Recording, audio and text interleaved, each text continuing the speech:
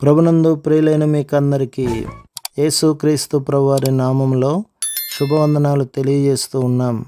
దైవజనులు బ్రదర్ భక్త సింగ్ గారి పరిచర్యలో నుండి దైవ మర్మములు.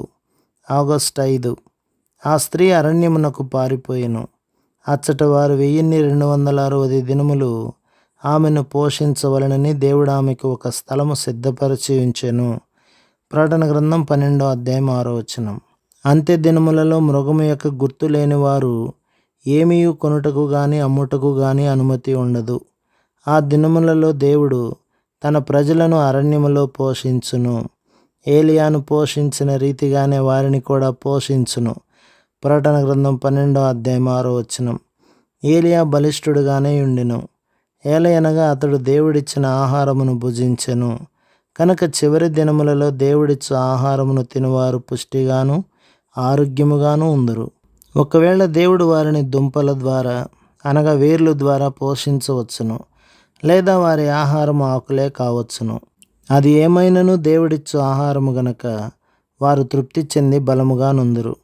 వారు శత్రువుల ఎదుట మోకరించరు, అబద్ధములు చెప్పనొల్లరు.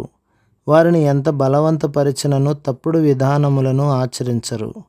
నీవును జయించువాడవుగా ఉండగోరినచో సాతాను ఇచ్చు ఏ లాభమును మేలును అపేక్షించకము. మనము పొందు మేలంతయు పరలోకము నుండియే పొందవలెను. దానియేలు గ్రంథం 1వ అధ్యాయం 13 నుండి 15వ వచనం వరకు. ఈ యవ్వన బాలురు తమను 10 దినములు పరీక్షించవలనని కోరిరి. బైబిల్లో 10వ సంఖ్య పరీక్షను సూచించుచున్నది. 10 దినముల పిమ్మట దానియేలు అతని స్నేహితుల యొక్క ముఖములు తక్కిన వారి కన్నా ప్రకాశముగాను అందముగాను పుష్టిగాను కనిపించెను. ఒకవేళ నీవు నీ ఇంటి వారి కొరకై పాలు మాంసము కొనలేకపోయిన యెడల దుఃఖముఖుడవుగా తిరగవద్దు. మీరు భుజించు సామాన్యమైన ఆహారమునే ప్రభువు దీవించి మీకు శక్తి ఇవ్వగలడని విశ్వసించుము.